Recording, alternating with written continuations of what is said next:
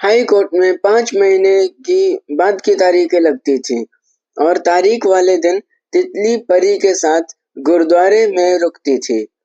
मेहनत रंग लाई। अगले साल हाई कोर्ट में तितली को जीत और रोहन को हार का सामना करना पड़ा। सच्चाई की जीत हुई और अविनाश इस केस को सुप्रीम कोर्ट लेके चला गया। वहां 6-7 महीने आगे की तारीखें लगती थीं और तारीख वाले दिन तितली परी को लेके बंगला साहिब गुरुद्वारे में रुकती थी।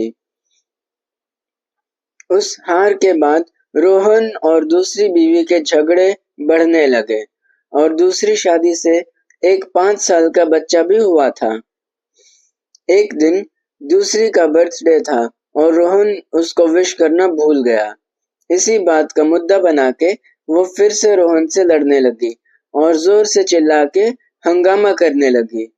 रोज के झगड़ों से तंग आके रोहन ने अपनी दूसरी बीवी को जान से मार डाला और ये दिखा दिया कि उसने आत्महत्या कर ली।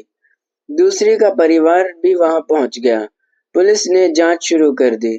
जांच में सच सामने आ गया और ये हत्या साबित हुई। अविनाश ने दूसरी के परिवार को 10 लाख कैश और एक प्लॉट नाम करके दे दिया, तो वो बिना केस किए बच्चे को लेकर वापस चले गए। 1 साल के बाद अविनाश ने 32 साल के रोहन की तीसरी शादी करवा दी और तीसरी के पहले से ही 3 बच्चे थे उसकी पहली शादी से। 3 साल बाद सुप्रीम कोर्ट का फैसला भी तितली के पक्ष में आया। अब रोहन ने हर महीने 1 लाख रुपए दिए और 7वें महीने 1,14,000 रुपए दे दिए। अब तितली 32 साल की हो चुकी थी और परी 15 साल की हो गई थी। अब रोहन 35 साल का हो चुका था और उसकी पहली शादी को 15 साल से ज्यादा हो गए थे।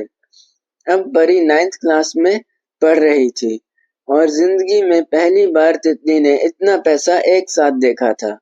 उन पैसों से दिल्ली के पास कंझावला में तितली ने 100 गज की प्रॉपर्टी खरीद ली।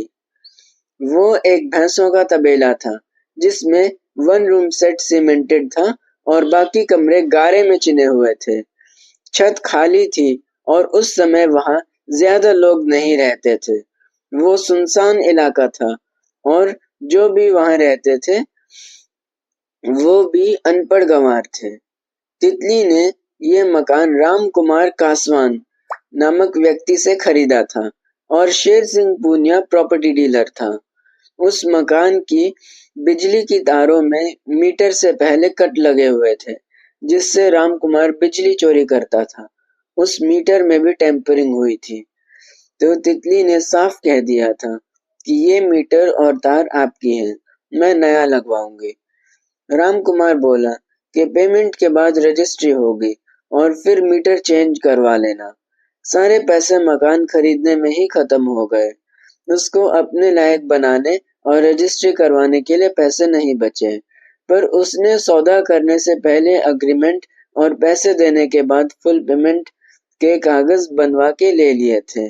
स्टैम्प वेंडर से खरीदे, स्टैम्प पेपर्स पे सब कुछ हिंदी में टाइप करवाया और तीनों के साइन करवा के नोटरी से अटेस्ट करवा के रखे हुए थे। उस समय कंझावला में रजिस्ट्री बंद थी, तो राम कुमार बोला कि खुलते ही तितली के नाम रजिस्ट्रेशन करवा देगा।